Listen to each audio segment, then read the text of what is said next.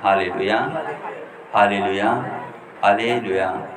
हम आज जो बातों को देखेंगे वो बातें हैं कि हम सब जो अंत के समय जी रहे हैं और ऐसे समय में प्रति जो है संडे, प्रति रविवार को परमेश्वर जो बातों को हम लोग आ रहे हैं, उस बातों के द्वारा हमें प्रतिदिन पवित्र और पवित्र और पवित्र कर रहा है, जिससे हम हर एक बातों को जो सुन रहे हैं, जो बातों को परमेश्वर हमें बता रहा है, उसके अनुसार हमें चलते हुए हमें जो है वो जीवन को पाना है, वो अनंत जीवन को पाना है और उसमें प्रवेश करना है। परमेश्वर की यही इच्छा है।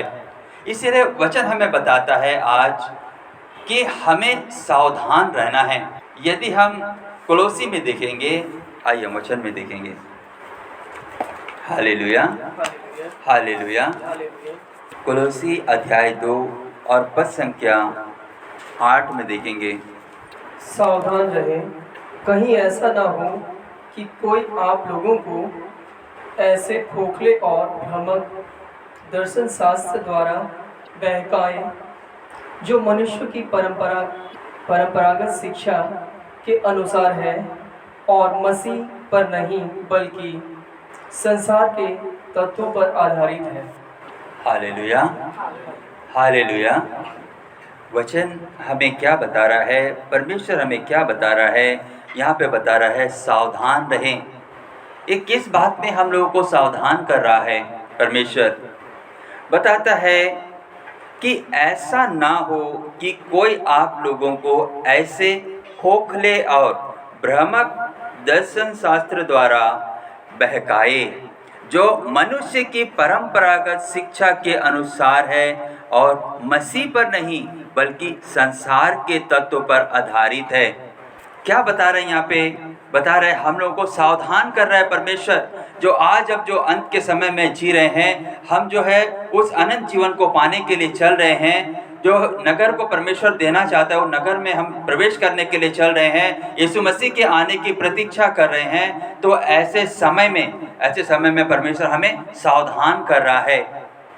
किस बात में सावधान कर रहा है? क्योंकि बताता है कि बहुत से जो लोग हैं जो इस संसार में अपने आप को मसीह कहते हैं, या बताता है कि परमेश्वर की ओर से आए हुए नबी या भविष्यवक्ता कहते हैं, और वे ऐसे शिक्षा देते हैं जो है इस संसार के वो खोखले हैं, बताता है भ्रामक, बताता है भरमाने वाला है, और ऐसे बातों को बताता है जो संसार मसीह पर नहीं बल्कि बताता है संसार के तत्वों पर आधारित है, संसार के चीज़ों पर आधारित है। ऐसे बातों की शिक्षा देते हैं, और ऐसे शिक्षा को सुनने के लिए जो है लोग भीड़ उनके पीछे दौड़ते हैं। क्यों? क्योंकि जो बातें इस संसार की है, वो संसार की बातों को सुनने के लिए लोग दौड़ रहे हैं, क्योंकि वो लोग जो है ये संसार की चीज़ों को बता रहे हैं, ये शरीर के चीज़ों को बता रहे हैं कि हम शरीर को कैसे खुश रख सकते हैं, ये शरीर में हम कैसे और जो है 10 साल जी सकते हैं, ये शरीर में कैसे और जो है हम 50 साल जी सकते हैं। ये संसार के बारे में हम कैसे इस संसार में जो है परमेश्वर हमें आशीष देता है, परमेश्वर हमें जो है कि संसार में प्रेम करता है, वो हमें अपने शरीर को खुश करने के लिए जो सुख सुविधा देता है, ऐसे शिक्षाओं पर जो है आधारित ये ऐसे शिक्षा देते हैं। ये शिक्षा जो है ये सांसारिक चीज़ें बताता है, ये जो है मसीह पर आधारित नहीं है परंतु संसार के तत्वों पर आधारित है। वचन हमें बता रहा है। तो यही हम देख रहे हैं, क्योंकि यीशु मसीह से भी जो है यीशु मसीह के शिष्य, उनके चेले यीशु मसीह से पूछे, प्रभु आपका आना और संसार के अंत का क्या चिन्ह होगा? तो यीशु मसीह क्या कहता है? यीशु मसीह कहता है कि सावधान रहे, कोई तुम लोगों को भरमाने ना पाए। क्यों ऐसा कह रहा है, भरमाने ना पाए?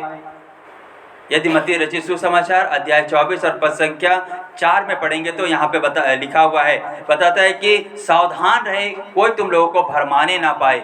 किस बातों में भरमाने ना पाए बता रहा है कि ये संसार के चीज़ों को बता रहा है कि इस शरीर के चीज़ों के बारे में लोग जो है प्रचार कर रहे हैं। बहुत से अपने आप को नबी या अपने आप को जो है परमेश्वर का दास कहकर जो बता रहे हैं, सुसमाचार प्रचार कर रहे हैं, वे क्या बता रहे हैं? इस शरीर के चीज़ों के बारे में बता रहे हैं, इस जो है 70 साल के जीवन के बारे में बता रहे हैं, अगर ऐसे शिक्षा के अनुसार यदि हम चलेंगे तो कभी भी जो है उस अनंत जीवन को नहीं पा सकेंगे, जो जीवन को देने के लिए यीशु मसीह अपना जो है बलिदान दिया, अपना लहू बहाया, वो जो है वो जीवन को नहीं पा सकते, नहीं जा सकते, उस जीवन में प्रवेश नहीं कर सकते। इसीलिए बता रहे हैं कि हम लोगों को सावधान रहने के लिए, कहीं कोई आप लोगों को भरमाने ना पाए। इस संसार में जो है बताता है कि मसीह पर नहीं, बल्कि बताता है संसार के तत्वों पर आधारित है, ऐसे परंपरा शिक्षाओं पर बताता है शिक्षाएं दे रहे हैं।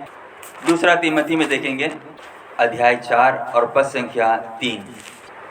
क्योंकि वह समय आ रहा है जब लोग हितकारी शिक्षा नहीं सुनेंगे, बल्कि मनमाना आचरण करेंगे और अपने पास चटुकार उपदेशकों की भीड़ जमा करेंगे।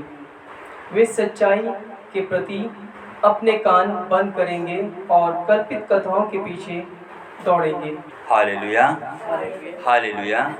क्या बता रहा है यहाँ पे वचन? हमें बता रहा है कि क्योंकि वह समय आ रहा है जब लोग हितकारी शिक्षा नहीं सुनेंगे। हितकारी शिक्षा नहीं सुनेंगे, परमेश्वर जो बातों को बताया है, परमेश्वर के आज्ञाओं और विधियों का पालन नहीं करेंगे, जो बातों को परमेश्वर जो है अपने एकलौते पुत्र के द्वारा जो है हम लोगों को दिया है, हम लोगों को बताया है, वो बातों को नहीं सुनेंगे। क्यों नहीं सुनेंगे? क्योंकि वो शरीर की बातें नहीं हैं, वो आत्मा की बातें हैं, इसीलिए नहीं सुनेंगे। यदि आत्मा के द्वारा चलाए चलना है तो आपको शरीर को त्यागना होगा, बताता है शरीर की अभिलाषा को त्यागना होगा। यदि ऐसा नहीं करेंगे तो आप आत्मा के द्वारा नहीं चल पाएंगे, परमेश्वर अपना आत्मा उसे नहीं देगा। इसीलिए बताता है यहाँ पे, क्योंकि जब लोग हितकारी शिक्षा नहीं सुनेंगे, आत्मा की बातों की शिक्षा नहीं सुनेंगे, बल्कि बताता है मनमाना आचरण करेंगे और अपने पास चतुरकारी उपदेशकों की भीड़ जमा करेंगे। बताता है वे सच्चाई के प्रति अपने कान बंद करेंगे और काल्पनिक कथाओं के पीछे दौड़ेंगे। आज देखिए कि हम इस संसार में लोगों को देख रहे हैं, क्योंकि ये संसार में लोग कहाँ दौड़ रहे हैं? बताता है कि ऐसे शिक्षकों के पीछे दौड़ रहे हैं, जो चतुरकारी उपदेशकों के पीछे दौड़ रहे हैं। बताता है कि उनके पीछे भीड़ जमा कर रहे हैं, क्योंकि वे जो है इस संसार की चीज़ों के बारे में बताते हैं, इस संसार के 70 साल के जीवन के बारे में बताते हैं, परंतु अनंत जीवन के बारे में नहीं बताते हैं। इसीलिए लोग उनके पीछे दौड़ते हैं। इन सारे बातों से परमेश्वर हम सबों से कहता है कि हमें सावधान रहना है, कोई हम लोगों को भरमाने ना पाए, कोई हम लोगों को बहकाने ना पाए। हम जो है जो इस संसार में हम परमेश्वर के प्रतिरूप है, परंतु जो है हमें जो है गलत जो है शिक्षा के द्वारा, बताता है भरमाने वाले शिक्षा के द्वारा, हितकार शिक्षा के द्वारा, बताता है कि लोग जो है वो है परमेश्वर के प्रतिरूप को छोड़कर अपने को जो है शैतान के प्रतिरूप बना रहे हैं, शैतान के प्रतिरूप बना रहे हैं। क्योंकि परमेश्वर हमें अपना प्रतिरूप बनाया है, इसीलिए वो हमें जो है आत्मा का वरदान दिया है। बताता है कि यीशु मसीह जो है संसार में आए अपना बलिदान देने के द्वारा जो है जो आज पिता के दाहिने ओर विराजमान हैं, और वहाँ से जो उसके आज्ञाओं और विधियों का पालन करते हैं, जो उसके नाम जो है यीशु मसीह में विश्वास करके पश्चाताप करते हैं, तो पिता उसे जो है वरदान देता है, वो पवित्र आत्मा देता है, जिसके द्वारा इस संसार में जो है आत्मा के चलाए चल सके। यही बता रहा है, यदि हमें जो है वो पिता आकर्षित नहीं करता है, वो पवित्र आत्मा हमें नहीं मिलता है, तो हम कहाँ जाएंगे? बताता है कि भरमाने वाले जो है उपदेशकों के पीछे जो है हम दौड़ेंगे, भीड़ अपना जमा करेंगे। बताता है कि संसार में जो है जो जैसे जो है परमेश्वर के इच्छा के विरुद्ध जो बातें कर रहे हैं, उन्हें सुनने के लिए और उन्हें सुनकर उनका पालन करने के लिए आज लोग दौड़ रहे हैं।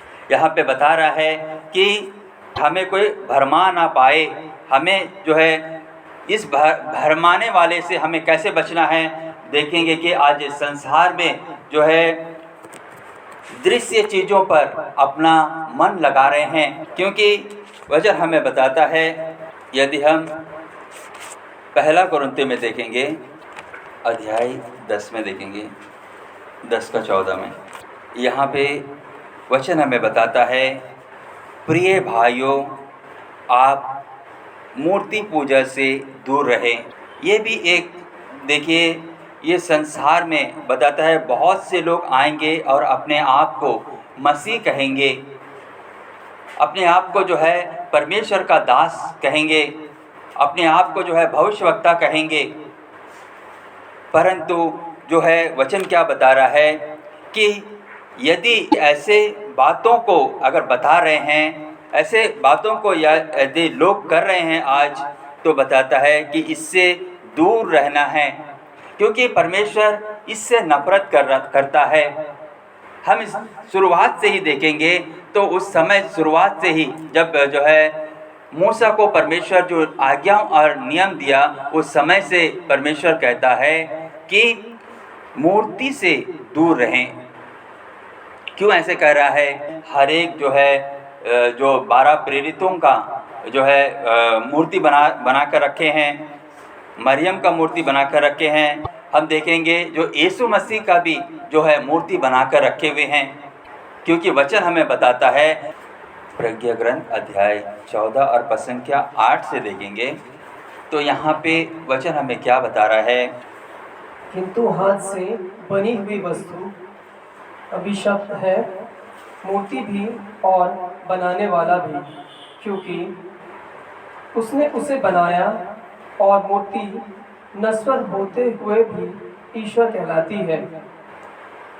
ईश्वर को दुष्ट और उसकी दुष्टता दोनों से समान रूप से घृणा है। कृति को और कृतिकार को दोनों को दंड दिया जाएगा। इसलिए राष्ट्रों की देवमूर्तियों को दंड दिया जाएगा, क्योंकि वे ईश्वर की सृष्टि में घृणा के पात्र हैं। मनुष्यों की आत्माओं के लिए पाप का कारण और मूर्खों के पैरों के लिए फंदे बन गई हैं। यहाँ पे वचन हमें क्या बता रहा है?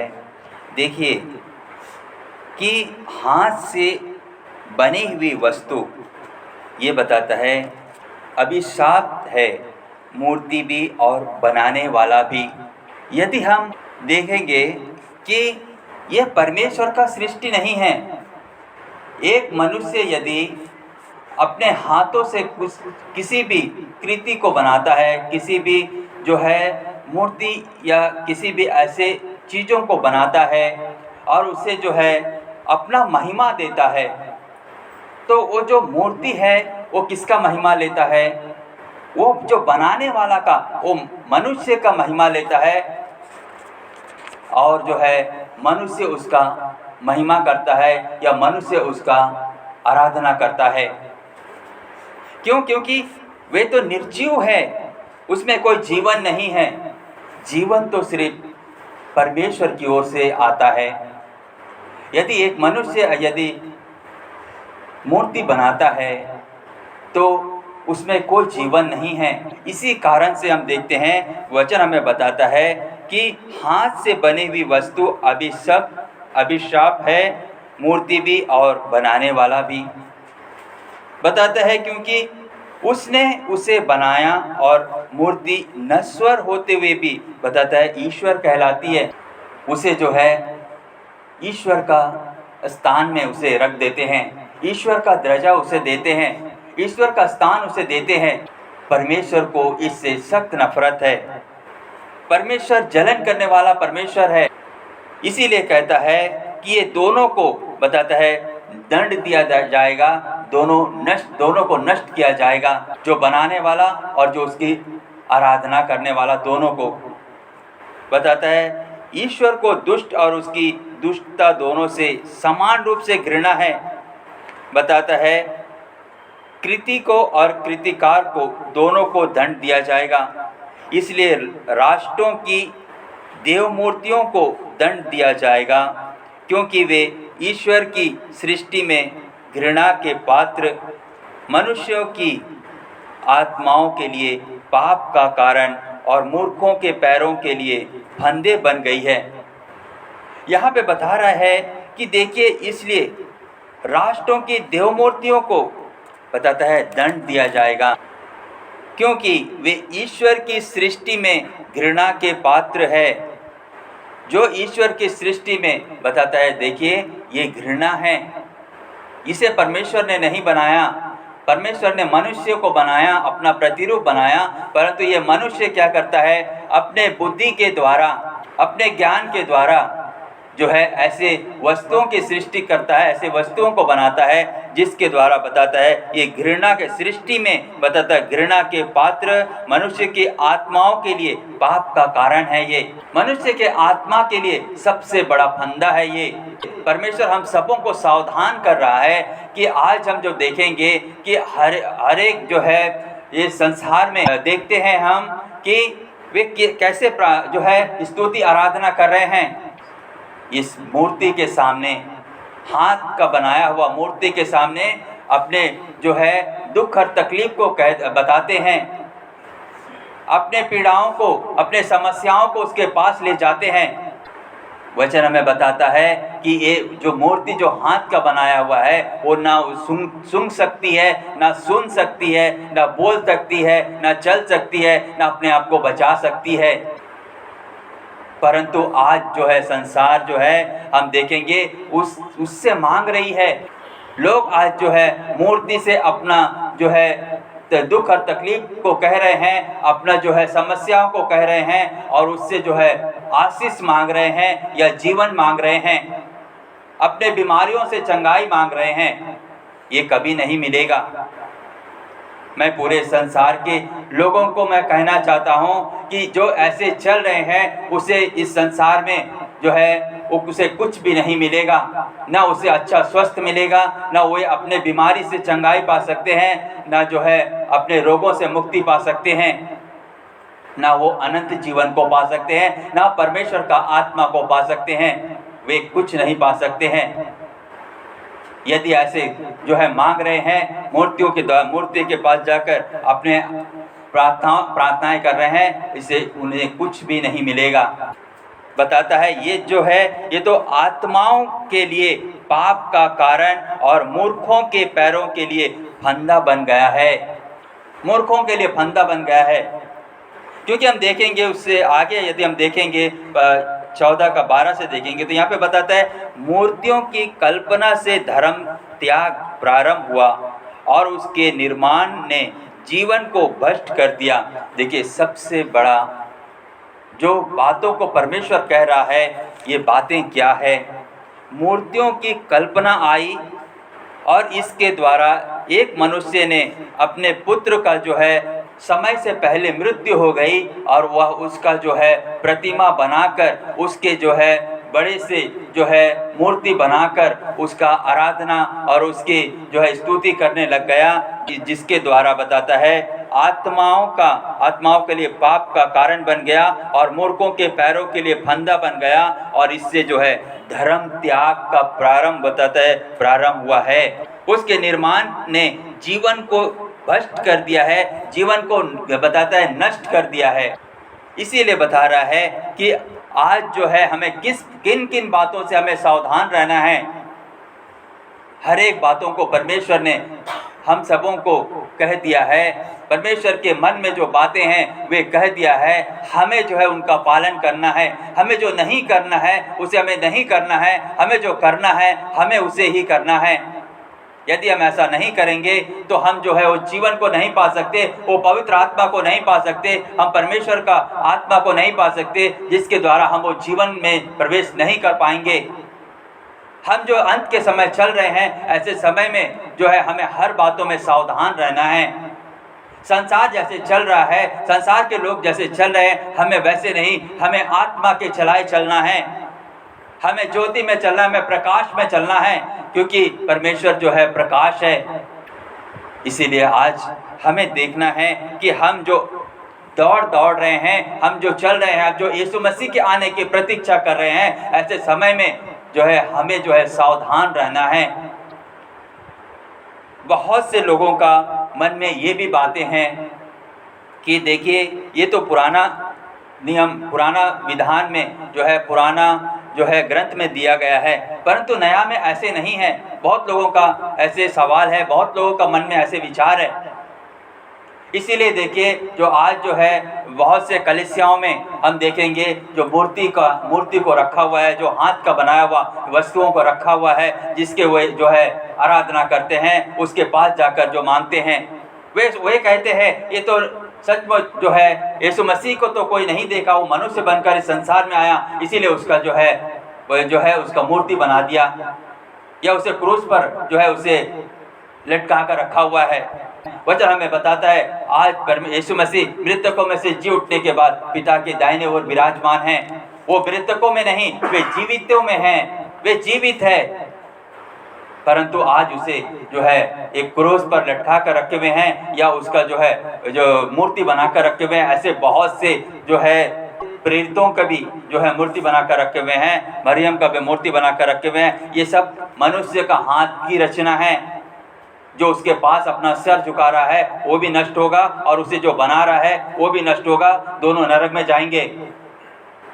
इसीलिए आज क्या बता रहा है कि बहुत लोगों का मन में ऐसा है, परंतु देखिए यीशु मसीह को भी क्या कहा है वचन, यीशु मसीह को भी देवता कहता है। परमेश्वर यीशु मसीह के लिए भी जो बातों को बताया है कि वो यीशु मसीह देवता है। यदि हम वचन में देखेंगे यूहन्ना अध्याय 10 में, यूहन्ना अध्याय 10 और पद संख्या 34 और 35 में पढ़ेंगे तो यहाँ पे पवित्र वचन में क्या बताता है।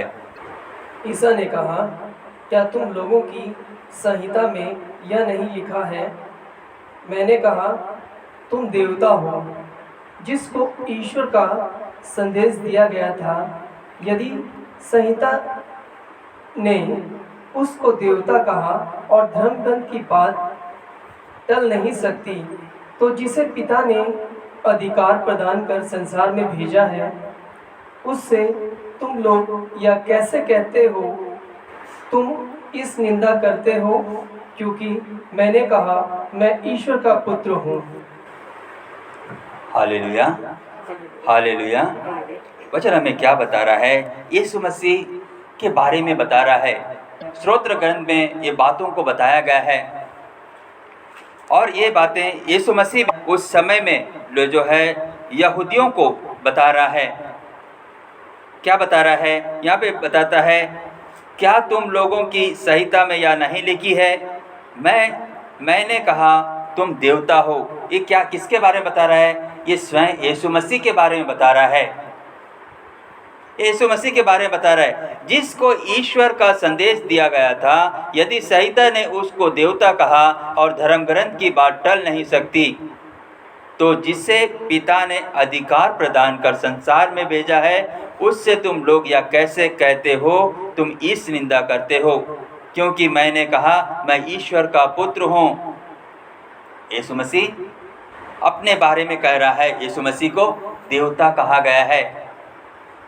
और उसी प्रकार यदि हम स्तोत्र ग्रंथ में देखेंगे, स्तोत्र ग्रंथ अध्याय 82 का 6 और 7 में देखेंगे, यहाँ पे बताता है पवित्र वचन, मैं तुमसे कहता हूँ कि तुम देवता हो, सब के सब सर्वोच्च ईश्वर के पुत्र हो। क्या बता रहा है? यहाँ पे यीशु मसीह के बारे में बता रहा है। यीशु मसीह को देवता कहा गया है। आगे बताता है, तब भी तुम मनुष्य की तरह मरोगे, शासकों की तरह ही तुम्हारा सर्वनाश होगा। क्योंकि हम देखते हैं यीशु मसीह जो है इस संसार में मनुष्य की तरह ईश्वर का पुत्र होने के बावजूद, ईश्वर के पुत्र होने पर भी वे जो है मनुष्य की तरह जो है मरा इस संसार में। वो जो शासकों की तरह बताता है उसका सर्वनाश हुआ, उसको पकड़वाया गया और उसे जो है इतने दर्द दिया गया, इतना उसे कोड़ों से मारा गया, उसे क्रूस लादा गया, उसके सर पर कांटों का मुकुट पहनाया गया और उसके जो है पैरों पर हाथों पर कीले ठोके गए। मनुष्य परमेश्वर का पुत्र होते हुए भी वे जो है मनुष्य की तरह जो है उनका मृत्यु हुआ। ये यीशु मसीह के बारे में बता रहा है। यीशु मसीह को देवता कहा है। इसीलिए मैं कहना चाहता हूँ कि आज जो हम देख रहे हैं कि यीशु मसीह का जो है मूर्ति बनाकर रखते हैं, या जितने भी जो है प्रेरितों का या जो है नबियों का हम देखते हैं मूर्ति बनाकर रखा हुआ है, मरियम का मूर्ति बनाकर रखा हुआ है। ये सब क्या है? बताता है कि ये हाथ का बनाया हुआ है। ये जो हाथ का बनाया हुआ जो भी चीज़ें हैं, वो जो हाथ के जो बनाता है उसे वो उसका आराधना लेता है, वो उसका आराधना लेता है, और जो बनाता है वो उसका आराधना करता है, परंतु उसके साथ परमेश्वर का कोई कनेक्शन नहीं है। परमेश्वर जो है जीवित परमेश्वर है, वो मृतकों को नहीं देखता है, वो जीवितों का परमेश्वर है। इसीलिए वचन भी हमें बताता है इब्राहिम का परमेश्वर, इसहाक का परमेश्वर और याकूब का परमेश्वर वो जीवितों का परमेश्वर है, बताता है। ये मृत्यु में ये जो है इसमें कोई जीवन नहीं है, वो ना चल सकता है, ना देख सकता है, ना अपने आप को बचा सकता है। लोग उसके पास जाकर मांगते हैं। इसीलिए परमेश्वर सख्त नफरत करता है इन सभी बातों से, क्योंकि नहूम अध्याय 1:2 में कहता है परमेश्वर जलन रखने वाला परमेश्वर है। यदि एक मनुष्य यदि ऐसा कर रहा है तो परमेश्वर उससे जलन करता है, उसे जो है सर्वनाश करेगा, वचन हमें बताता है। इसीलिए हर एक बातों को आज हमें देखना है, क्योंकि यीशु मसीह जब अपना बलिदान दिया, जितने लोगों ने उसके बलिदान में विश्वास करे और अपना जो है पुराना स्वभाव को छोड़कर वे अपना नया स्वभाव धारण किए, पिता उन्हें आकर्षित किया, और बताता है कि पिता जो है पवित्र आत्मा दिया, और हर एक जो है पवित्र आत्मा का जो है हम देखते हैं पवित्र आत्मा का मंदिर बन गए। इसलिए वचन भी हमें बताता है, क्या तुम नहीं जानते तुम्हारा शरीर पवित्र आत्मा का मंदिर है? आज क्या यदि मैं कहना चाहता हूँ कि एक जो है परमेश्वर जो बातों को बताया है, वो बातों को छोड़कर दूसरा कोई बातें जो है हमें नहीं बताना है। जो नींव डाली गई है, वो नींव को छोड़कर दूसरा कोई नींव नहीं डालना है। यदि हम 1 कुरिन्थी में देखेंगे अध्याय 3 में, तो यहाँ पे बताता है 3:11 में, यहाँ पे बताता है जो नींव डाली गई है उसे छोड़कर कोई दूसरी नहीं डाल सकता, और वह नींव है ईसा मसीह। यही है, ईसा मसीह ही वो नींव है, बता रहा है। आज हम क्या है? हम परमेश्वर का मंदिर है। 3:16 में ही देखेंगे, क्या आप यह नहीं जानते कि आप ईश्वर के मंदिर है और ईश्वर का आत्मा आप में निवास करता है? यदि कोई ईश्वर का मंदिर को नष्ट करेगा तो ईश्वर उसे नष्ट करेगा, क्योंकि ईश्वर का मंदिर पवित्र है और वह मंदिर बताता आप लोग है। इसीलिए बताया गया है, परमेश्वर बताता है कि हम ईश्वर के मंदिर है, परमेश्वर हम में निवास करता है। तो क्या ये जो है ये शरीर को लेकर हम क्या किसी और के पास जा सकते हैं? क्या हम मूर्ति से मांग सकते हैं? क्या हम उसे दंडवत कर सकते हैं? हम नहीं कर सकते हैं। यदि हम 2 कुरिन्थी अध्याय 6 और पद संख्या 14 से देखेंगे, तो यहाँ पे बताता है, आप लोग अविश्वासियों के साथ बेमोल जुए में मत जुटें। धार्मिकता का अधर्म से क्या? बताता है ज्योति का अंधकार से क्या संबंध? मसीह का शैतान से क्या संगति? बताता है विश्वासी की अविश्वासी से क्या सहभागिता? ईश्वर के मंदिर का जो है देव मूर्ति से क्या समझौता? यहाँ पे 16 में जो बातों को बताया गया है, जो बातों को परमेश्वर कह रहा है, वो बातें हैं ईश्वर के मंदिर का देव मूर्ति से क्या समझौता। और आगे कहता है क्योंकि हम जीवित ईश्वर के मंदिर है, जैसा कि ईश्वर ने कहा है। हम ईश्वर के मंदिर है, हमको देव मूर्ति से क्या समझौता? यही बता रहा है कि आज हमें जो है सावधान रहना है, क्योंकि भरमाने वाला इस संसार में है, जो अपने आप को मसीह कहकर जो है अपने आप को नबी और भविष्यवक्ता कहकर लोगों को भरमा रहे हैं। इस संसार के तत्वों पर बता रहा है कि सबों का ध्यान आकर्षित कर रहे हैं। अगर हम चलेंगे तो हम वो जीवन को नहीं पा सकते। इसीलिए बताया गया है कि जो बातों को जो है हम लोगों को बताया गया है, हमें वैसे ही चलना है। और उसके बताता है अगर हम ऐसा नहीं चलेंगे तो हम वो जीवन को नहीं पा सकते।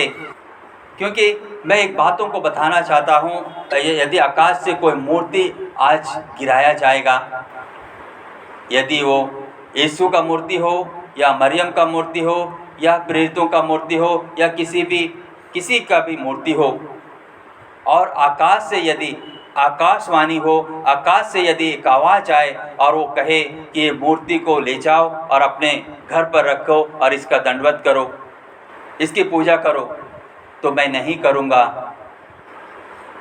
मैं नहीं करूँगा। क्योंकि परमेश्वर जो कह दिया है कि मैंने जो बातों को बताया है वो बातों को छोड़कर दूसरा कोई बातों को नहीं करना है या कोई भी ऐसे कार्यों को नहीं करना है जो मैंने मना किया है।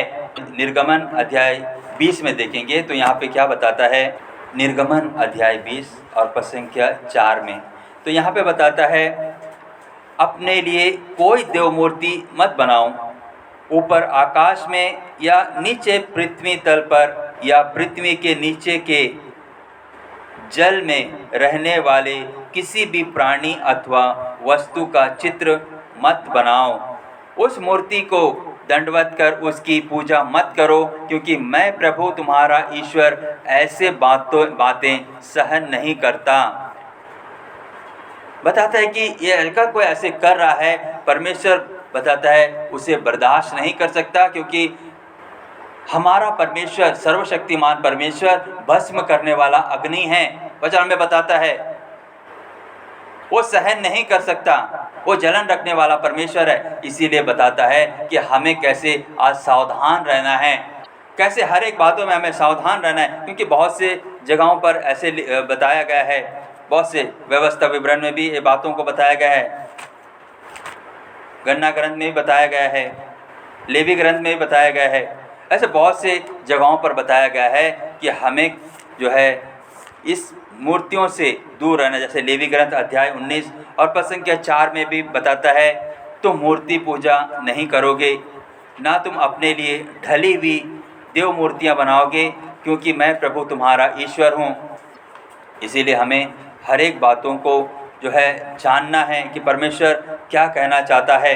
विधि विवरण अध्याय 4 पद संख्या 24 में कहता है, क्योंकि प्रभु तुम्हारा ईश्वर भस्म करने वाला अग्नि है, वह असहनशील, बताता है असहनशील ईश्वर है।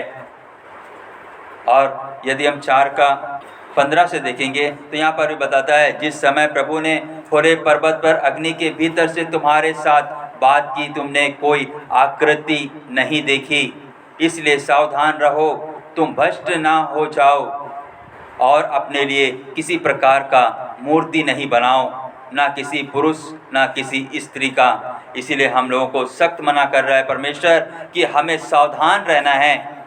यीशु मसीह भी अपने शिष्यों से कहता है कि देखिए कि सावधान रहे, कोई तुम लोगों को भरमाने ना पाए। यीशु मसीह अपने शिष्यों से कहता है। उसी प्रकार जो है हम देख रहे हैं कि कुलोसी में भी हम देखें कि कैसे सावधान हम लोगों को कर रहा है। इसीलिए हर बातों में आज हमें देखना है कि हमें कैसे चलना है, कैसे चलना है, कैसे जो है हम अपने आप को जो है परमेश्वर के अधीन करना है और जो है चलना है। यदि हम परमेश्वर के अधीन नहीं करेंगे, पवित्र आत्मा को अपने आप को समर्पित नहीं करेंगे, तब तक इस संसार में हम नहीं चल पाएंगे। यदि हम पहला यूहन्ना अध्याय 5 पद संख्या 21 में भी देखेंगे, यहाँ पर भी बताता है, बच्चों असत्य देवताओं से अपने को बचाए रखो, असत्य देवताओं से अपने को बचाए रखो। बहुत सी जगहों पर परमेश्वर हमें जो है बताया है कि हमें इस समय में, अंत के समय में अपने आप को कैसे शुद्ध और पवित्र करते हुए, शुद्ध और पवित्र बनाते हुए कैसे हमें जो है यीशु मसीह के आने की प्रतीक्षा कर रहे हैं, यीशु मसीह के आने की बाट जो रहे हैं, तो हमें कैसे धैर्य और संयम के साथ हमें जो है प्रतीक्षा करना है। हमें सावधान रहकर हमें प्रतीक्षा करना है, नहीं तो हम देखेंगे कि जो है संसार में बहुत से जो है झूठे नबी और झूठे प्रचारक, और बताता है कि बहुत से ऐसे जो परमेश्वर के दास आए हुए हैं जो हर एक व्यक्ति को आज भरमा दे रहे हैं और अपने ओर जो है चतुरकारी शिक्षा के द्वारा लोगों का भीड़ जमा कर रहे हैं। परमेश्वर के आत्मा के चलाए हम लोग भी नहीं चलेंगे तो हम भी उस जगह में हम भी पहुंच जाएंगे जहां पे लोग भीड़ की भीड़ है। यदि हम दूसरा थिस्सलुनीकियों में देखेंगे, यहाँ पे अध्याय 2 और पद संख्या 3 से देखेंगे तो यहाँ पे वचन हमें बताता है, कोई आप लोगों को किसी भी तरह ना बहकाए। बताता है वह दिन तब तक नहीं आ सकता जब तक पहले महान धर्म त्याग ना हो जाए और वह पापी मनुष्य विनाश का वह पुत्र प्रकट ना हो। बताता है जो अपने घमंड में उन सब का विरोध करता और उनमें अपने को बड़ा मानता है, जो देवता कहलाते या पूज्य समझे जाते हैं, यहाँ तक कि वह ईश्वर के मंदिर में विराजमान होकर स्वयं ईश्वर होने का दावा करता है। देखिए कि आज जो है वचन हमें बताता है कि बहुत से झूठे नबी, झूठे प्रचारक, झूठे भविष्यवक्ता इस संसार में आ गए हैं जो लोगों को भरमा रहे हैं। बहुत से लोग ऐसे भरमा रहे हैं, उनके पीछे हो लिए हैं, परंतु उस मंदिर में भी बताते हैं अपने आप को बताते हैं वो घमंड में फूले हुए हैं और वो जो है घमंड में उन सब का विरोध करता है और बताता है कि उनमें अपने को बड़ा मानते हैं सब। आगे बताता है क्या आप लोग को यह याद नहीं है कि आपके बीच रहते समय मैं आपको यह सब बातें समझाया करता था। इन सारे बातों को पहले बता चुका है यीशु मसीह। जब इस पृथ्वी पे यीशु मसीह चल रहे थे उस समय में हर एक बातों को बताया कि कौन ऐसे घमंड में अपने आप को जो है ईश्वर से ऊपर समझेगा, जो पूज्य समझे जाएंगे, वो सब कुछ बताया। जो ईश्वर के मंदिर में भी विराजमान होकर स्वयं ईश्वर होने का दावा करेगा। ये सब आज हम देखते हैं ये मूर्ति ही है, ये मूर्ति ही है जो आज उसे जो है मूर्ति को ही जो है ईश्वर बना दिए, मूर्ति को ही जो है अपना जो है उद्धारकर्ता बना दिए। वो आज जो है मंदिर में बैठकर, मंदिर में खड़ा होकर, मंदिर में जो रखे हैं वो रखकर अपने आप को बताता है ईश्वर होने का दावा करता है। वो यही है, हमें हर एक बातों में हमें जानना है कि भरमाने वाला जो है, उस भरमाने वाले से हम लोगों को सावधान रहना है, क्योंकि यदि हम सावधान नहीं रहेंगे तो जो इस संसार में हम नहीं चल पाएंगे। हमें सावधान रहते हुए हमें अपने आप को शुद्ध और पवित्र और बताता है पवित्र करते हुए परमेश्वर के इच्छा के अनुसार चलते हुए हमें जो है यीशु मसीह के आने की प्रतीक्षा करना है, यीशु मसीह की आने की बाट जोना है। परमेश्वर आज हम सबों से यही कह रहा है, हालेलुया, हालेलुया, हालेलुया।